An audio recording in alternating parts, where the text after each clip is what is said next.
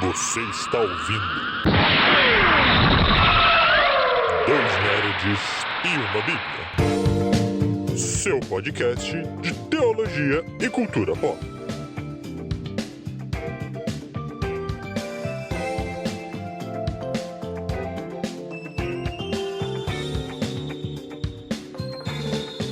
Sejam bem-vindos, meus amigos e minhas amigas, a mais um Dois Nerds e uma Bíblia. Eu sou o Beto, seu host de plantão favorito. Estou aqui com meu bom amiguinho, assustado, porque de repente eu comecei a gritar. Aqui o Lucas. E aí, meu amiguinho, tudo certo com você, galera? Muito bom estar com vocês aqui novamente, falando de nerdice, falando de teologia. Mais uma manhã que eu e o Beto estamos juntos aqui para fazer isso que a gente gosta demais de fazer. É por isso que a gente acorda cedo para fazer esse negócio que a gente gosta. E esperamos que você também goste. Então já ajuda a gente aí. Curte, compartilha, comenta e todas as outras coisas que o lugar que você está ouvindo esse podcast exige que você faça. E ajuda o Dois Nerds a se tornar conhecido. Ajuda a gente a divulgar a mensagem aí do Dois Nerds, onde tiver que espalhar aí. Você sabe que essas coisas pede, então faz aí.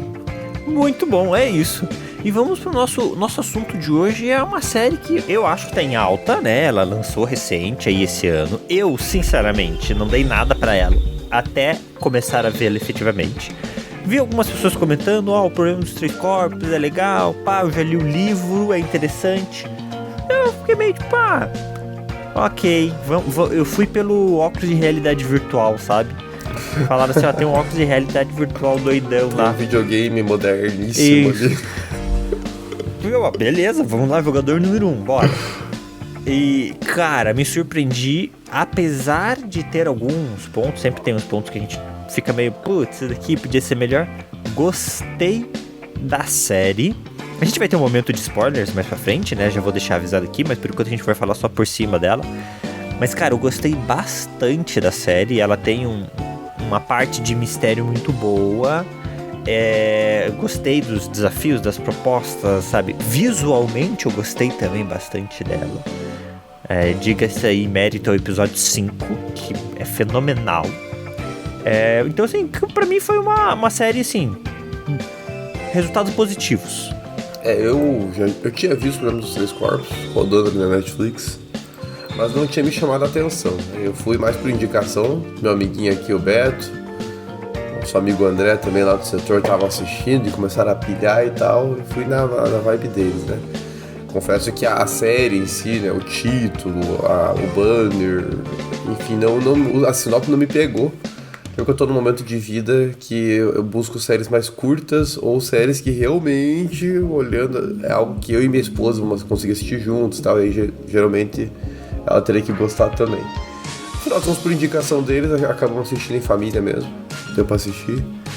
E eu gostei também, minha balança geral é que é uma boa série, não é uma série ruim, vale a pena.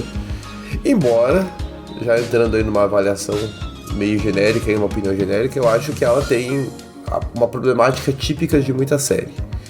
Ela começa com um mistério muito bom, né? E acho que esse é o grande questão, é o mistério que é muito bom no início. O mistério. Tem algo muito grande que a série propõe. E depois disso, e aí eu diria que esse mistério, ele é muito forte no episódio 1, 2 ali, talvez até o 3. Só que esse mistério prevalece até o 5. Eu acho que essa expectativa e esse mistério.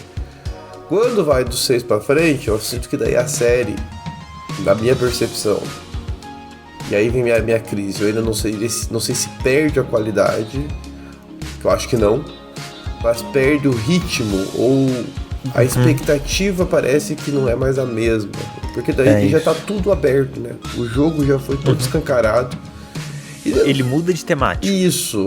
E aí o ritmo muda também da série. Eu acho que isso tudo, sabe, parece que o 5 era o episódio final. Me dá essa impressão. Isso.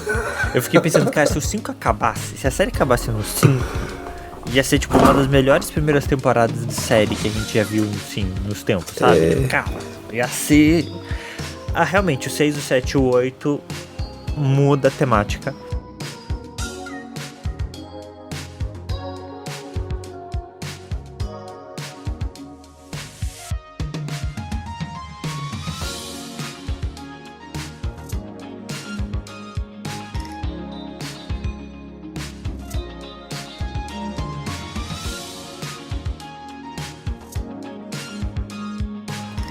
a gente tava vendo lá, o André tava pesquisando, são 3 livros que adaptam a história, e desses 3 livros, aparentemente, a série adapta até parte do 2. Quem sabe no livro não seja realmente isso? No livro, realmente, ele acabe mais ou menos nessa revelação, que é o episódio 5. E a partir do segundo livro é outra temática, né? Tô entrando em spoiler agora já, então se você até aqui aguentou sem spoiler, tá aqui, ó, spoiler. Porque efetivamente no 5 que a gente é exposto para todo o mundo que o problema de 3 corpos não passa de uma invasão alienígena. Então a gente migra de uma história de mistério bizarra, talvez até sobrenatural, para uma história de invasão alienígena. Não tem mistério agora, o mistério morreu, agora é só como combatê-los. Então muda de como que estamos lidando para como combatê-los, e é muito diferente. E não é que é ruim, mas o mistério é tão bom, né? Criou-se um mistério tão bom, eu acho que é um pouquinho igual, veja, é um comparativo bobo, mas Corrida Mortal não, Maze Runner. Ah, sim. Boa. O primeiro filme é sobre mistérios e sobreviver a um labirinto. O segundo filme é de zumbi, velho. Eu me senti muito enganado quando eu fui ver o segundo filme. É uma história de zumbi, Boa. não tem nada demais. Então é um pouco disso, sabe? Boa. Seria uma enganação. Se ele acabasse a primeira temporada no episódio 5 e daí o resto da série fosse só eles tentando combater o bicho, eu ia me sentir enganado também. Mas é o meu sentimento. Realmente, eu acho que ela dá uma decaída, não acaba tão bem quanto começa. E aí acho que vem também, igual eles têm um bom produto na mão. Não é nem pela questão dos extraterrestres, sabe? Até fiquei pensando nisso. Será que a questão é porque os extraterrestres não chamaram atenção? Eu acho que não é nem isso. Eu achei legal a ideia dos Santi, a trama deles, a forma como eles se relacionam com esse mundo, né? Que é o videogame, que é aquele microfonezinho que eles falam com o juízo final, né? Com o navio lá do juízo final. Eu acho que tem algumas questões. Eu acho que não foi isso necessariamente. Mas eu acho que foi até os personagens em si, né? Você veja só. A história chamou a atenção. Agora, os 5 protagonistas, os 5 de Oxford, né? Que são os 5 protagonistas, nenhum deles me pegou. Pois São, assim, personagens eu achei rasos, superficiais. Se eu diria que alguém me pegou, é a menininha que criou a fibra lá. Talvez, acho... Eu gostei um pouco dela, sabe? Não, o primeiro lá que morre, o gordinho. O gordinho é legal. Mas você conseguiu se apegar? É aí que foi o Me peguei. Eu não conseguia pegar ninguém. É porque eu consegui entender. Mas eu acho que isso é o ritmo. Né? Talvez. É muito rápido. Tipo, o último episódio, essa menina que criou a fibra tá com o cabelo comprido. Mas quando ela tava lá com eles, trabalhando, o cabelo dela tava curto. Ou seja, sei lá, passou uns 6 meses, 7 meses e ninguém fala isso. Pois é. E de repente o Sol é escolhido pra fazer um rolê. Cara, ele nem tá participando dos três. Então a gente não tem tempo pra conhecer eles e é tudo muito rápido. Eu acho que é um pouco por causa disso. O cara do que manda o cérebro lá pro Santi, né? O cara morreu, tava com câncer. Eu não consegui me sentir comovido. Porque eu não me apeguei a ele. Não deu pra me comover. Nossa, ele tá morrendo. Nossa, que dolorido. Foi na segunda temporada, né? E explorando mais os personagens também. Eu achei que 5 protagonistas é muito personagem pra uma série, minissérie não, é série, né? Uma série de 8 episódios. É sério. Porque além dos 5 tem o cara lá da agência espacial, tem da agência especial, tem o menino lá que fez... O chinês. Como é o nome dele, meu Deus do céu? Fez o Doutor Estranho. Isso, o Benedict Wong. Isso, tem ele. São personagens que precisam ter um tempo de igual. Ele tem uma... Parece... Tem a chinesa, né? A doutora. É muito personagem. O cara do Doutor Estranho, ele aparece... Dá pra ver que a série quer falar um pouco também da vida pessoal dele. Ele tem uma família meio disfuncional ali, ele tem um filho, que ele é divorciado. Tá, jogou essas informações, mas eu não consegui me apegar a ele também. Não faz que eu não me apeguei a ninguém. Qualquer um que morrer ali não faz nenhuma falta pra mim. Entendi. E é ruim uma série que você não tem personagem que se apegue. Então acho que não é a história em si que é o problema, acho que foi a forma, vamos dizer assim, direção. Acho que foi direção. Vamos lá, a escolha da forma de adaptar. Isso. Eu tô supondo aqui, a Netflix tá com muita série sendo cancelada e tudo mais, então, vai lá, eles escolheram adaptar em 2 temporadas os 3 livros, então aceleraram algumas coisas, pode ser isso, sei lá, tô tentando defender aqui, mas eu entendo que é isso, dá esse sentimento de que há esse processo final foi muito rápido, sei lá. É uma série boa, mas ela não acaba tão bem quanto ela se construiu. Isso mesmo. É só essa a questão. Isso mesmo. Mesmo assim, é aquilo. Não perdi meu tempo. Eu também não. Eu gostei. Valeu. E todo mundo que eu falo, assim, assista, que é legal. Tá todo mundo gostando. Meus pais adoraram. Meus pais gostam dessa vibe Lost. E a série tem essa vibe Lost, assim. Ela tem um pouquinho de dark nessa parte da ficção científica. Mas ela tem essa parte Lost, do mistério, o que tá acontecendo. Então... eles gostaram. E é uma série que, cara, pra mim tem gerado muitas discussões. E aí, aqui é a parte que a gente vai entrar, né? A gente não vai falar muito sobre, mas eu já deixo aqui falado. Já tem postagem lá no Instagram dos Dois Nerds sobre o problema dos 3 corpos, feita pelo André, aí de uma perspectiva ambientalista. Olha só que interessante. Muito bom. Então, quem não segue os Dois Nerds no Instagram não vai conseguir ver a postagem. Tem que seguir os Dois Nerds no Instagram pra ver a postagem. A gente tem que respeitar o nosso low profilezinho amapaense.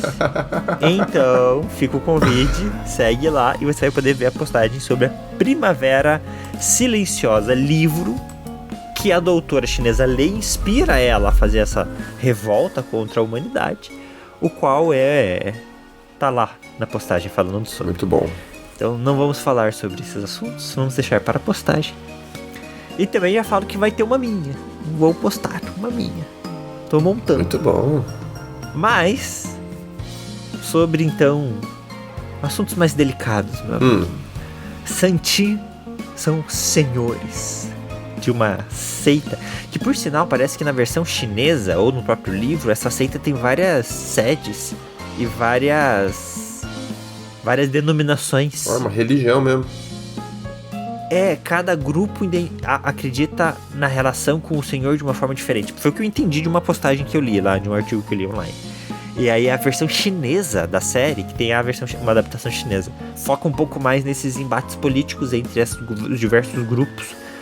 E a versão da Netflix deu a entender que é um grupo homogêneo, né? Tanto que todo mundo vivia naquele navio.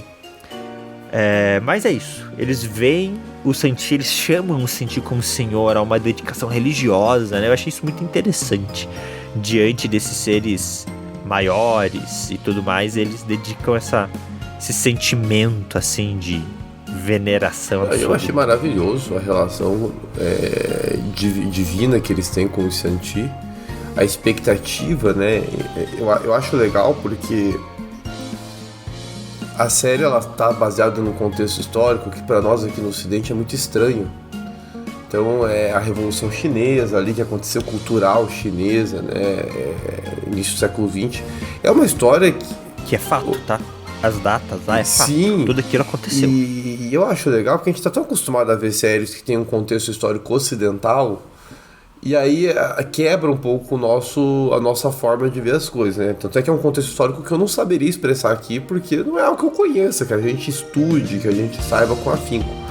Mas o que deu pra perceber na série é que é um contexto histórico de muita opressão, de muita violência, de muita repreensão, a tal ponto que a mulher que faz o primeiro contato com esse Santi, como é típico de mim aqui, eu não vou lembrar os nomes deles, mas a mulher que faz o contato com esse Santi, ela tem uma expectativa de uma salvação. Ela quer ser salva no final das contas. Ela não aguenta mais viver naquele inferno que ela vive, né? Então ela viu o pai dela morrer. Ela tá vendo um regime crescendo cada vez mais. É uma mulher intelectual, é uma mulher que tem conhecimento muito profundo de ciência, então é uma mulher que tem opinião. Não é uma mulher que aceita as coisas calada. Ela vê muita violência, muita opressão. E aí quando ela vê uma oportunidade de salvação, ela se apega a essa salvação, ela se apega a esse salvador de uma forma insana, que são os Santi, né? Ali fazendo contato com o rádio e de repente os Santi estão ali, né? Cara, quando eu jovenzinha, eu até entendo, sabe? Na moral, eu entendo ela. Cara, mataram meu pai, minha mãe traiu minha família, o lugar tá uma merda. Entrei em contato com uma raça alienígena que falou que vai vir, vai dominar. Ah, eu quero mais é que se ferrem mesmo. Claro que a vida muda, as coisas acontecem, mas assim, eu lá no fundo, cara, eu até entendo. Eu acho que o que me incomoda nela são as ações posteriores dela. Mas não é sobre isso que a gente tá falando. Mas eu acho interessante. Mas eu vejo até como fruto, e aí vem a questão, né, como essa relação com o sagrado, não falando de teologia necessariamente, mas de religião, né, como essa nossa relação com o sagrado, ela molda quem nós somos. Essa mulher, ela foi moldada numa esperança, numa expectativa, apesar do que os Santi falaram para ela. Os Santi deram informações, os Santi deram vários, né, desejos para ela, de que eles queriam vir para a Terra. E de que eles não iam vir amorzinho, não. Eles iam vir para destruir a Terra. Eles iam vir para povoá-la. Eles iam vir para dominar sobre ela e trazer fazer dela um novo mundo. E há uma expectativa muito grande. Ela quer que destrua o mundo, porque o mundo que ela conhece é ruim. Essa é a grande ponderação. Aí depois eu vejo até que se amplia, né? Eu entendi que você falou que é difícil entender posteriormente as ações dela.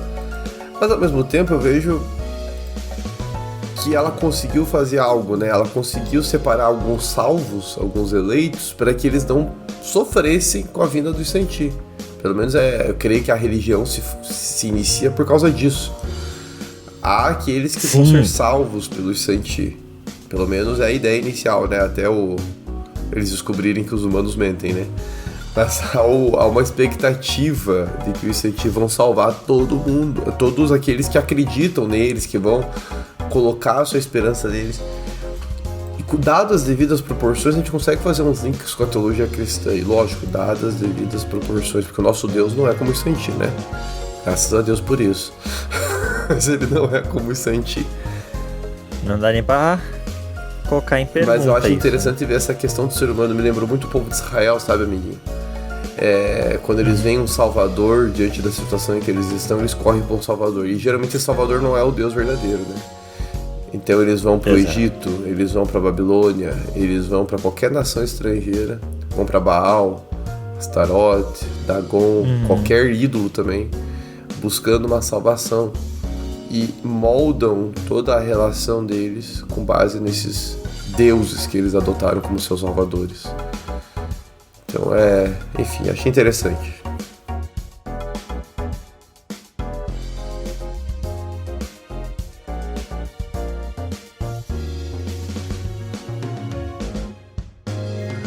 Falando um pouco sobre isso, um comparativo é que é difícil a gente comparar o que acontece na realidade com a ficção, né? Por quê?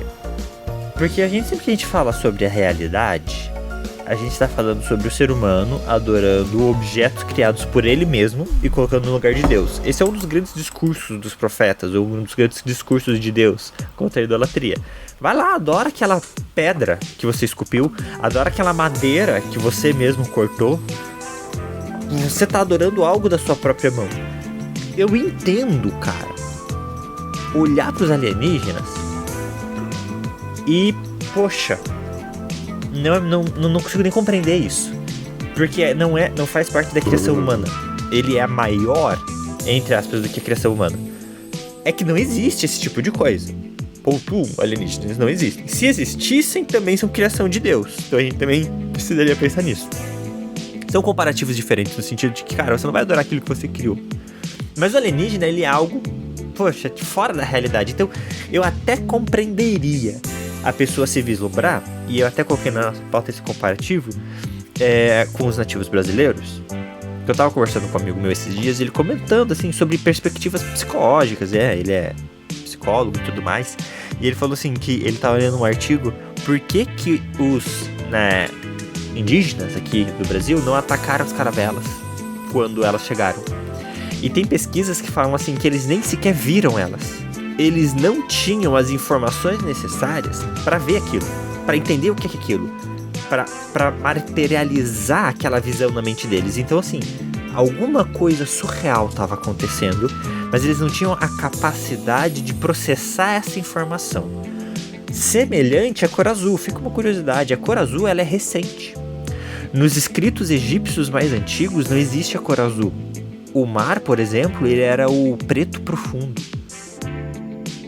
Não existia, a cor azul ela é a cor mais rara da natureza. O pigmento azul é extremamente raro. Pássaros não têm pigmentos azuis. Eles têm construções geométricas nas asas que refletem a luz de forma azul. Mas não é igual o vermelho e o amarelo, que são pigmentos. Demora para a humanidade compreender o azul, visualmente falando. Então, há conceitos que a gente tem que são nativos da nossa mente, que são difíceis de nós compreendermos. Então, quando a gente olha na história da humanidade, a gente vê isso, né? Então, por que não reagiu? Então, a gente vai... Como é que é o Santi? Cara, ele é tão fora da realidade que ele se faz na aparência humana dentro de uma realidade virtual para que eles possam entender um pouco de como é o Santi. Mas a realidade do Santi está muito fora da realidade humana. Cara, isso é muito doido. E isso me joga, e não teremos tempo para discutir, mas isso me joga na revelação progressiva de Deus, sabe? Deus esperando o povo estar pronto para receber um pouco mais, esperando o povo estar pronto para receber um pouco mais. Ah, por que lá no Éden Deus não revelou? Porque não era a hora. O homem não estava pronto. Né? E a gente olha historicamente, cientificamente, o homem não está pronto para algumas coisas. Tem tecnologias e tem coisas que a gente não está pronto. Então é interessante a gente pensar nisso e a gente olhar para essa realidade do Santi e falar assim, se hoje aparecer um ser alienígena que é muito longe da nossa realidade, cara, haverão pessoas que vão se virar para ela e vão falar, cara, isso é Deus. Na verdade, em uma dada proporção, já existem, né, esses que... Alguns, lógico, não estou falando no nível da série, mas a proposta de alguns ufólogos vai nessa linha, né? O pessoal que tem aí a crença nos seres extraterrestres e tudo mais.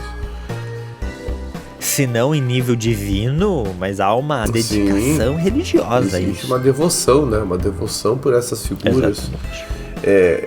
Eu acho interessante ver essa expectativa pelo desconhecido surgindo com força na série, até porque o mistério, a existência do mistério é uma das características do nosso Deus, né? O nosso Deus, ele é um Deus que se revela, mas ele não revela tudo. Muita coisa permanece misteriosa, né? Muita coisa permanece na expectativa. E, inclusive, esse é um dos argumentos do porquê que nós adoramos o nosso Deus, o Deus verdadeiro. Porque ele é um Deus que não revela tudo. Tem coisa que nós não compreendemos, né? E isso é um ponto que a série trata no primeiro capítulo ali, na morte do pai da chinesa, né? Boa.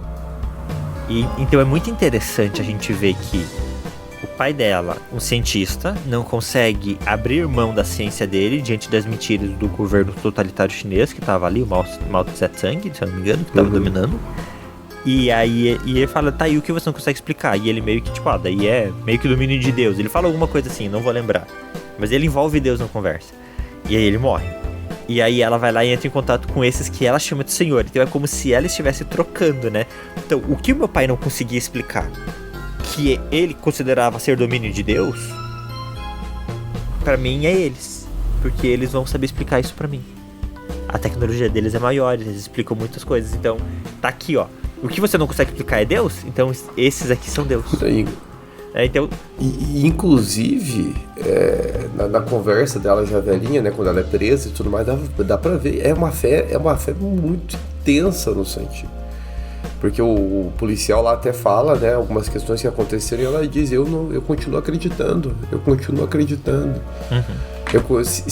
Inclusive, uma das falas que me pegou nela foi, se os Santi não falam mais comigo ou desejam a minha morte, é porque eu já não sou importante pros planos deles.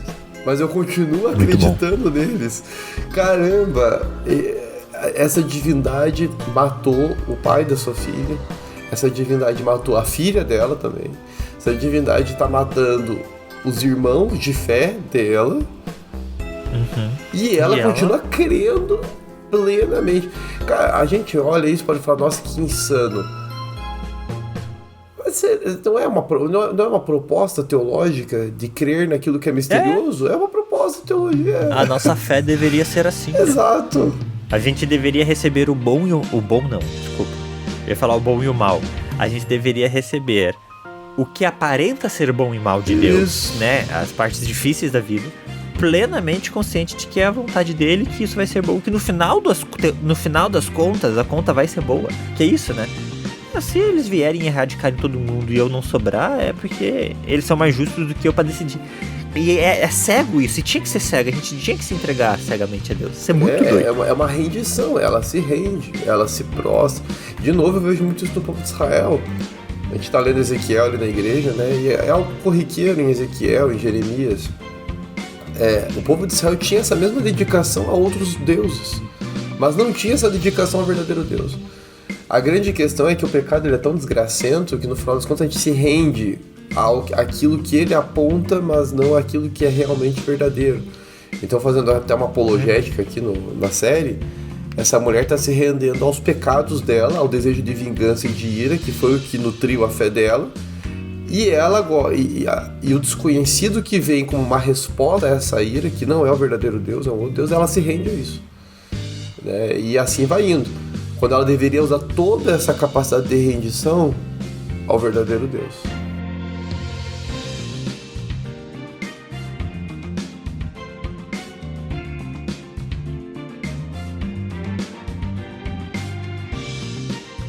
E aí, meu amiguinho, entra o que eu considero o ponto decisivo pra gente diferenciar essa divindade santífica da nossa divindade Yahvé.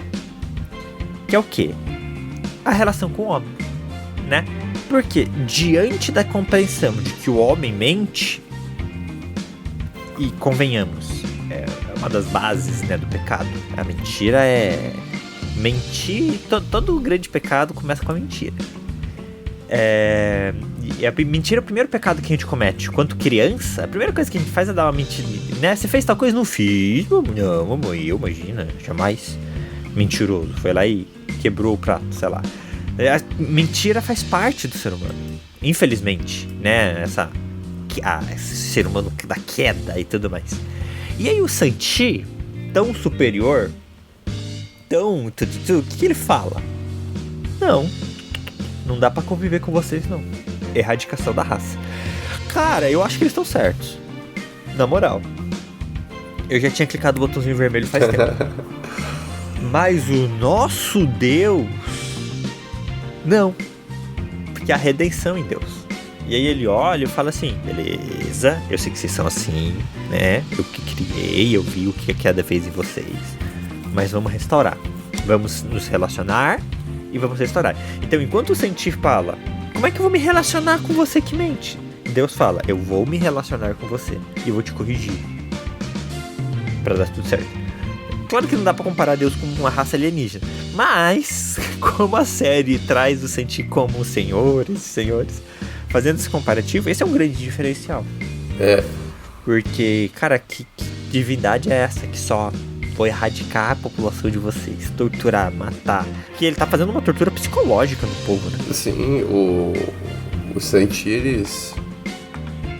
Eu gosto de pensar, meu amigo, eu tenho falado isso bastante até em sala de aula esse semestre, e para algumas pessoas também, acabou sendo um assunto que veio à tona em alguns momentos. O nosso Deus, o Deus do cristianismo, o Deus verdadeiro, o Deus das Escrituras, é um Deus que não tem comparativo em nenhuma outra fé. E eu tô falando isso não como alguém devoto, não, tô analisando religiosamente.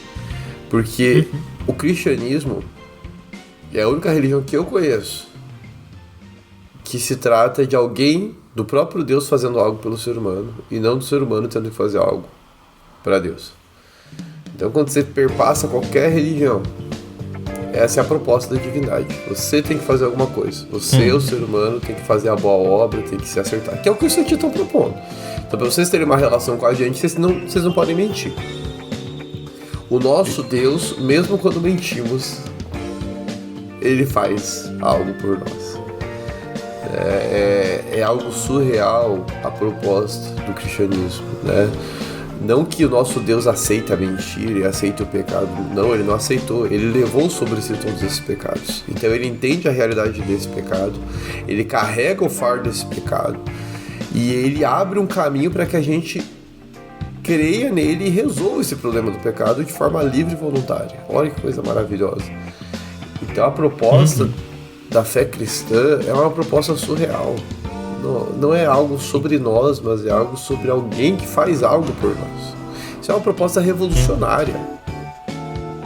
Para mim é revolucionária. É muito louco. Eu tava lendo, eu não vou lembrar onde, eu tô lendo tanta coisa ao mesmo tempo que eu tô me perdendo. Mas eu li isso esses dias, assim, que é muito louco pensar que toda a relação homem-Deus parte de Deus. Toda. A criação partiu de Deus. A restauração partiu de Deus. A entrega partiu de Deus. A descida do Espírito parte de Deus. A possibilidade de salvação parte de Deus. Não parte nada da gente. Tudo vem dele. Então e realmente é isso, né? Outras religiões, o ser humano é ou uma etapa num processo evolutivo, ou é um ser criado para serviço, ou sei lá, muitas coisas. Mas Deus é única e exclusivamente aquele que criou, cuida, entrega, tudo parte dele. É muito louco isso, velho. É muito louco. E aí o pessoal pode... E aí quando a gente olha, tá, mas então por que a gente trabalha tanto? Porque ele nos dá o privilégio de participar da obra que é dele. É isso. Mas a gente não precisa. Tipo, no sentido dele não precisa da gente. É uma consequência da iniciativa dele. A iniciativa dele transforma o nosso ser. A iniciativa dele nos constrange. A iniciativa dele nos faz tentarmos ser pessoas melhores do que nós somos. Nem sempre conseguimos, mas tentar pelo menos ser um pouco melhor do que nós somos. De fato, toda vez que eu tenho olhado, né, filmes, séries, lido em livros, questões de divindade, cara, a minha fé no Deus do Evangelho, ela aumenta mais, porque eu não vejo nenhuma. Os Santi não são. Os Santi me passa a impressão até na produção, na proposta da série, que os Santi, eles tentam vender os Santi como vilões, mas os Santi são, me parece, vendo toda a série, são na verdade uma idealização de divindade mesmo, né? Então eles tentam vender, não sei se era a intenção, qual era a intenção, ser vilão, ser herói, mas eu chego no final da série parecendo que eles querem vender uma divinização realmente do Santi. Eles não admitem a mentira, eles não admitem o mal, eles são perfeitinhos demais para viver com a raça humana. Eles são muito perfeitos, e a raça humana não é.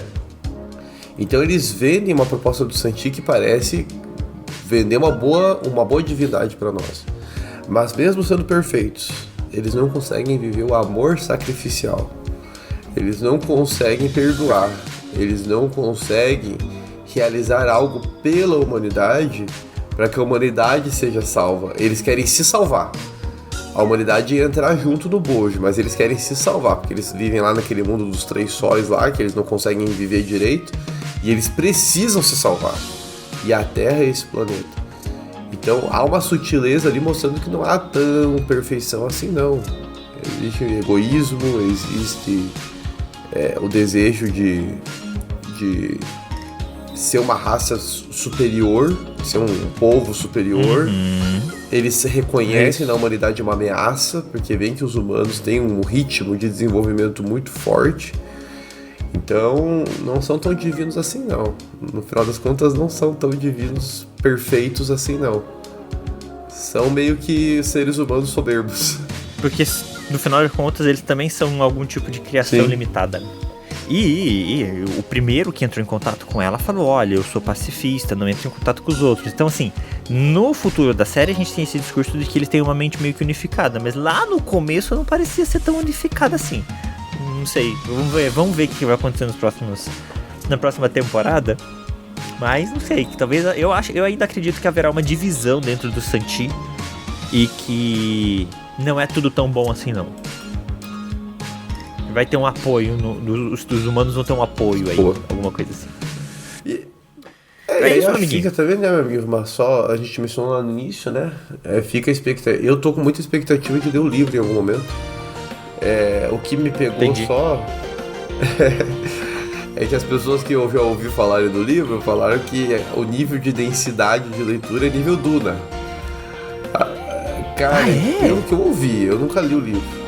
Mas eu já li que dois. legal.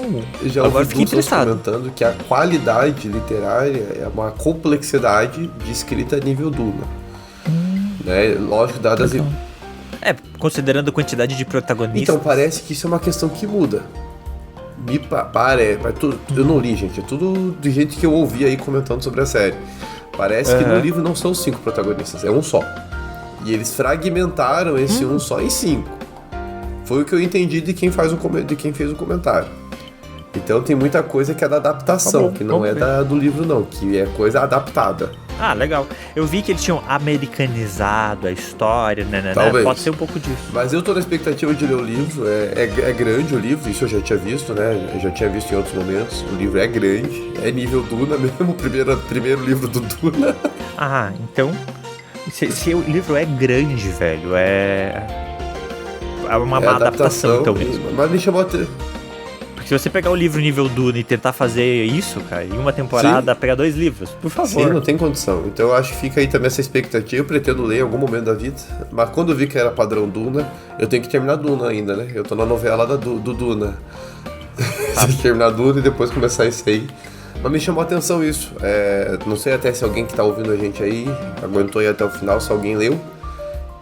Vocês recomendam pro 2 Nerds? Acham que eu e o Beto temos que dedicar um tempinho aí e ler o livro?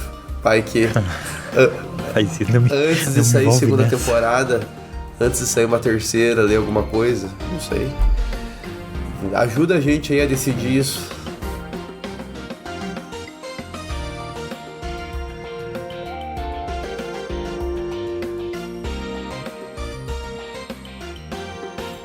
É isso então, meu povo. Finalizamos mais um cast aqui, um cast interessante, né?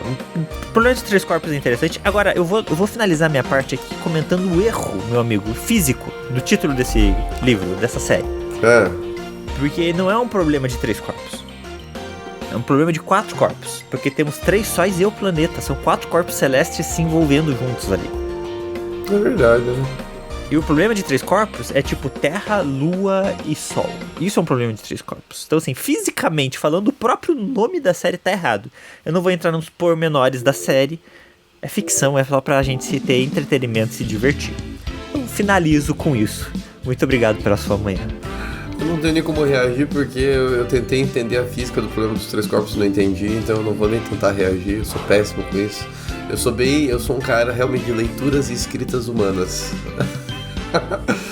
Mas é muito bom estar com você, meu amiguinho. Espero que o pessoal tenha curtido aí também. Interage aí com a gente, pessoal. E vem com a gente nos próximos casts dos 2 Nerds. E é isso, meu amiguinho. Bom dia pra você. Fechou então. Bom dia.